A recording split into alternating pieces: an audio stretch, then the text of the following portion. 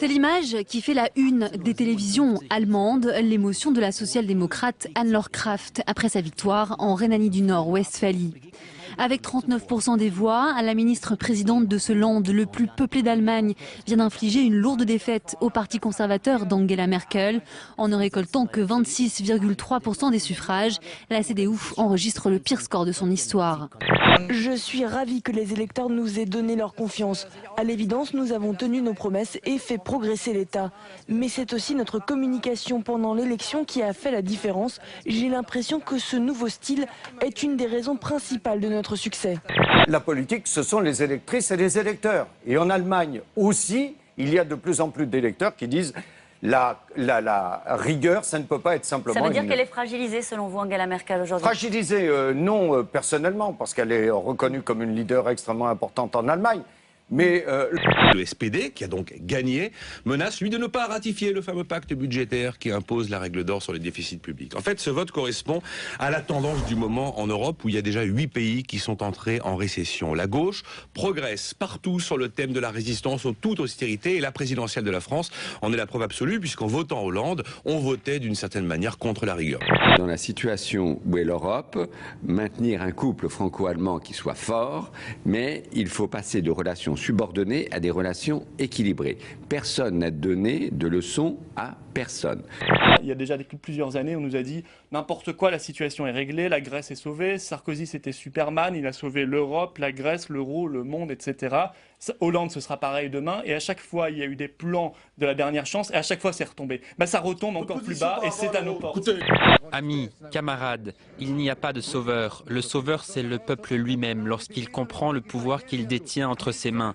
Ne cherchez pas le sauveur.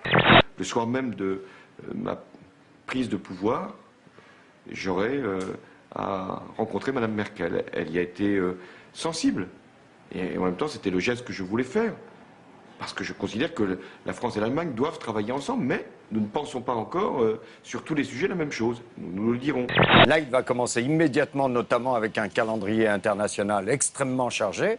Et du coup, il donnera, là aussi, les preuves et les images d'une présidence normale. Voilà. Nous aussi. 2 à terre, alors que lui, regardez comment il est trop fort. Waouh! Le nouveau président est trop fort, il saute et rigole.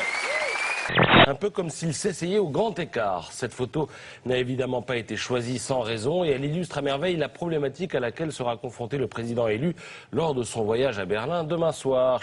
Ce mardi à 10h aura lieu la passation de pouvoir avec Nicolas Sarkozy.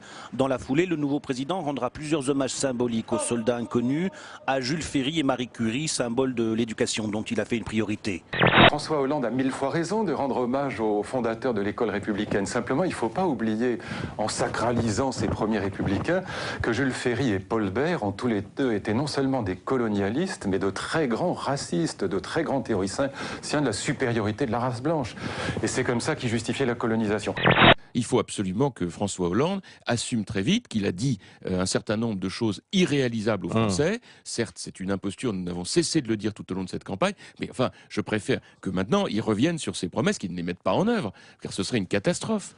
François Copé qui s'interroge par ailleurs sur cette image, la visite privée de Michel Rocard en Iran. Il veut des explications sur la future politique de la France vis-à-vis de Téhéran. Je pense que tout cela s'est fait sans que François Hollande en soit informé. C'est une initiative personnelle de Michel Rocard. Je pense que Michel Rocard est un être indépendant, mais c'était peut-être pas la priorité des priorités. C'est un vote de cohérence qui doit être fait. La majorité doit être large, solide et loyale pour soutenir le gouvernement, mais pas seulement, pour prendre des initiatives et pour rehausser le rôle du Parlement avec des institutions qui seront rénovées. Les socialistes sont leurs candidats, fort bien, et c'est le souverain qui va trancher. Ce n'est pas la chasse gardée, la propriété du Parti socialiste. Et je pense qu'ils devraient me respecter, car sur place, leurs exploits ne sont pas si remarquables qu'ils ne doivent pas tenir compte du respect qu'ils doivent aux autres. Vous parlez de quoi précisément? Je parle du fait que, par exemple, la dernière municipale à Hénin-Beaumont, à un cheveu près, nous la perdions, compte tenu des comportements du Parti socialiste dans cette circonscription. Une élection législative, c'est c'est une relation personnelle qu'un homme ou une femme crée avec une population. Ça ne peut pas être un cirque politique, ça ne peut pas être un cirque médiatique. C'est en tout cas pas du tout comme ça que je le conçois et ça n'est pas du tout comme ça que je ferai campagne. Ça n'est pas comme ça que j'ai fait campagne par le passé et j'en ne changerai rien à la manière dont je fais campagne.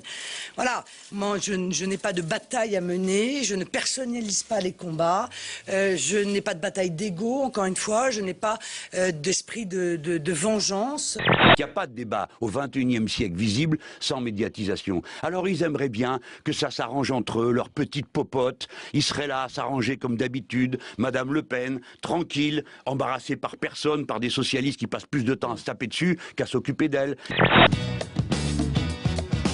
Tout ce peuple a été capable de dire merde et bravo de l'avoir dit.